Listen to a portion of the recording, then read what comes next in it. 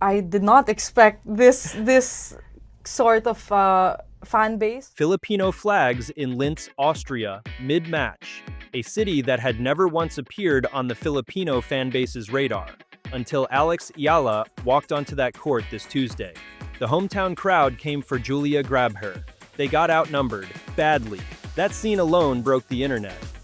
But what happened off the court, across boardrooms, airline scheduling departments, and tournament operations desks, that's what nobody is talking about yet. Something genuinely historic is being built around this 20-year-old, and most tennis fans haven't connected the dots.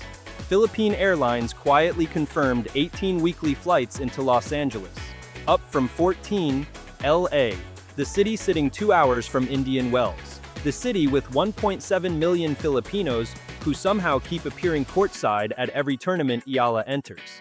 Indian Wells, Dubai, the Australian Open, now Austria. BNP Paribas Open executives went on record. Tournament directors noticed. The WTA noticed.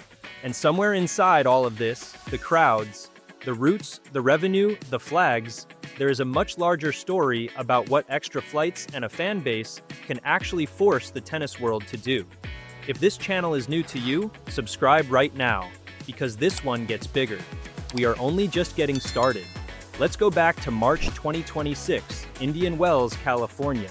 The BNP Paribas Open, one of the most prestigious tournaments outside the 4 Grand Slams. The desert venue that hosts Djokovic, Sinner, Alcaraz, Sabalenka. The tournament where the biggest names in tennis come to be seen. On a Tuesday afternoon, hundreds of people packed a practice court. Standing room only, Palm Springs heat, nobody moved. The court next door had Alexander Zverev warming up. Taylor Fritz, a Southern California native, a former Indian Wells champion, was also out there. Combined, they pulled maybe a dozen spectators. Every single person in that packed practice area was watching Eala. One fan, Andrew Rivera, drove 2 hours from Los Angeles just to be there. He told Front Office Sports he had been attending Indian Wells for a decade. Oh, you came all the way here. Are you gonna get to watch your matches? Or I've been coming to this tournament for 10 years. Oh, wow. He said, flat out, he had never seen that many Filipinos at the tournament in his life. Not even close. That detail matters because it tells you this isn't a gradual buildup. Something accelerated, something shifted the moment Eala's name started appearing in draw sheets at the highest level, and Filipino communities across California, across the Middle East, across Europe, started moving toward her matches with a kind of collective urgency that tennis had genuinely never encountered before. Now ask yourself a simple question. Where do those fans come from? They don't all live in Palm Springs. They don't all live in Dubai or Vienna or Melbourne. A significant portion of them board planes. They book tickets weeks in advance. They coordinate through community groups, through church networks, through OFW associations spanning every continent. Over 10 million Filipinos live outside the Philippines. That diaspora is not passive. It mobilizes, and airlines respond to mobilization. Philippine Airlines increasing its Los Angeles frequency from 14 to 18 weekly flights starting June 2026. That is not a random corporate decision made in a vacuum. LA is the gateway. It connects directly to the California swing on the WTA calendar. Indian Wells sits in the Coachella Valley, a 2-hour drive from Los Angeles International Airport. The Miami Open draws a massive Filipino community from South Florida. Route expansions at this scale require months of demand forecasting. Airlines do not add capacity unless the data tells them seats will fill. Nobody from Philippine Airlines publicly said the words Alex Eala. They didn't need to. The timing says everything. Now let's talk about what tournament directors actually said, on the record with their names attached. BNP Paribas. Open executive Philippe Dor spoke to Front Office Sports during the Indian Wells tournament in March. His exact position on the Eala situation: they benefit from it, they promote it, and they love every minute of it. That is a tournament director describing a single player's fan base as an active asset they market around. Not a nice bonus, a strategy. Think about what that means structurally. Indian Wells is a WTA 1000 event. It operates at the level just below Grand Slams. The tournament attracts the best players in the world every single year. And yet the most watched video on their YouTube channel in 2026, not a Sabalenka highlight, not a golf match, not a Sinner practice clip, is a day-in-the-life video featuring Eala.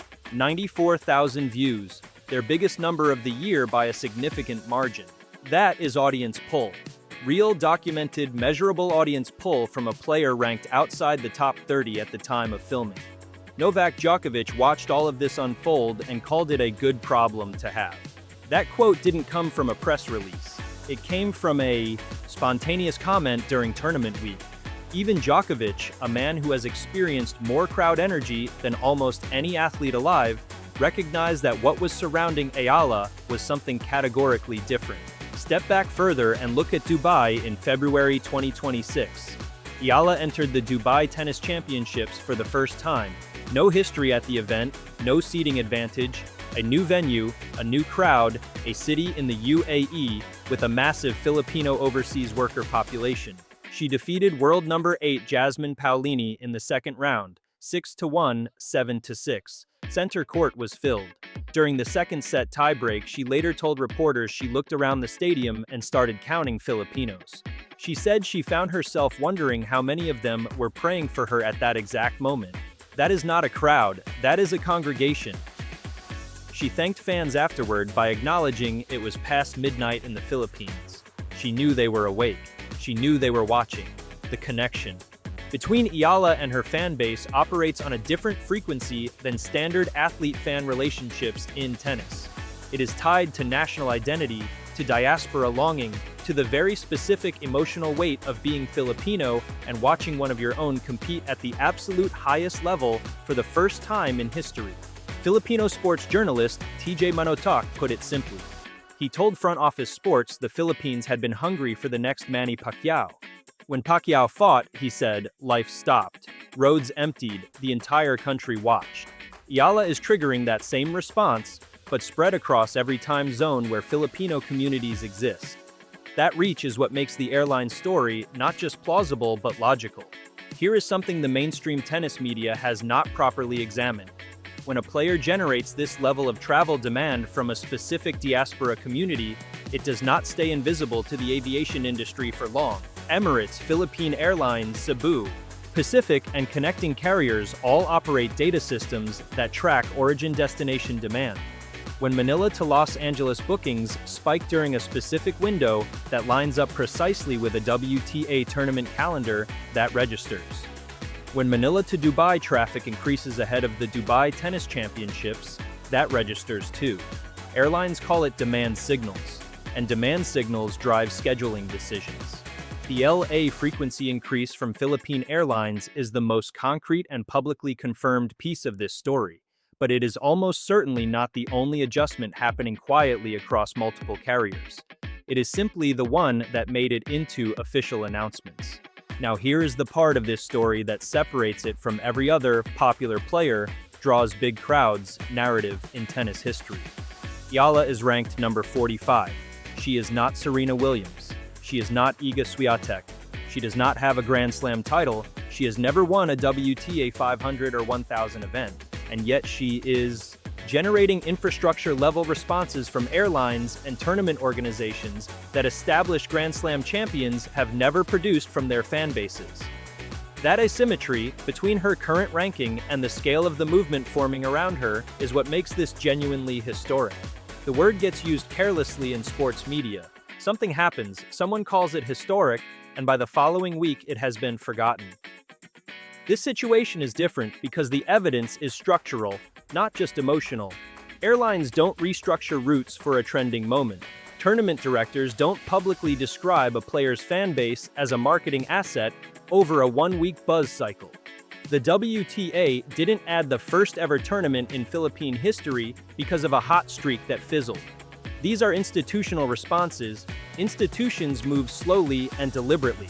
When they move this fast around a single player, it means the data they are seeing internally is more significant than anything appearing publicly. Consider the Philippine Women's Open, January 2026, the Rizal Memorial Tennis Center in Manila, the first WTA-sanctioned tournament ever held in the Philippines. That event did not exist 2 years ago. It exists now directly because one player made global tennis organizations believe that the Philippines was finally ready to anchor a professional event. The WTA assessed the market, looked at the crowds following Eala across 4 continents, and greenlit a tournament. That is a governing body responding to fanbase movement. That is as structural as it gets. ESPN ran a piece during the Indian Wells tournament describing what was happening around Eala as the tennis equivalent of the Eras Tour. They called it the Eala Tour. That framing came from one of the largest sports media organizations on the planet. It wasn't a social media joke, it was a serious editorial observation that her presence at a tournament had become an event within the event. For Filipino fans watching all of this unfold, and many of you watching this right now are among them, understand what you are actually part of. This is not normal fan support. What you have collectively built around Alex Eala over the past 12 months has moved airlines, moved tournament organizers, moved governing bodies, and moved the global conversation about where tennis is growing next. You showed up in Linz this week, Austria, a WTA 500 clay court event in Central Europe that draws a modest local following in a normal year. And you outnumbered the home crowd for a local Austrian player in her home tournament on her home surface. The tennis world was watching that, and not just casually. Tournament schedulers were watching, broadcast rights holders were watching, sponsorship teams were watching. Because every single time the Filipino fan base shows up somewhere unexpected, it adds another data point to an already compelling commercial argument that Eala's audience travels, spends money, fills seats, and generates content engagement that most players ranked inside the top 10 cannot match. That is leverage, real, growing, compounding leverage. She is currently preparing for Stuttgart next week, the Porsche Tennis Grand Prix, a WTA 500 on clay. She got into the main draw only because Jung Chin-wen withdrew due to injury. A lucky break, technically.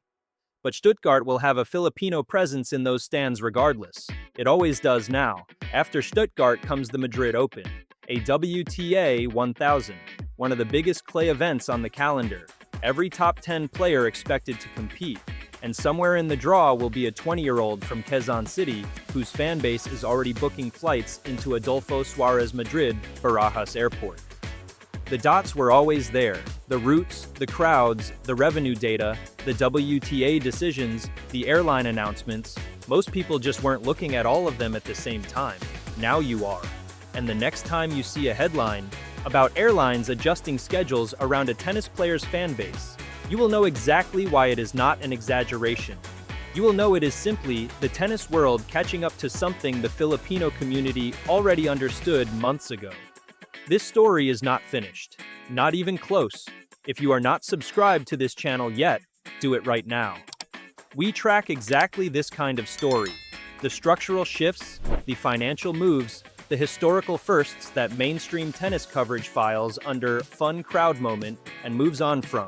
We don't move on, we dig in, hit subscribe, turn on notifications, and stay with us. Because the Madrid chapter of this story is going to be worth your time.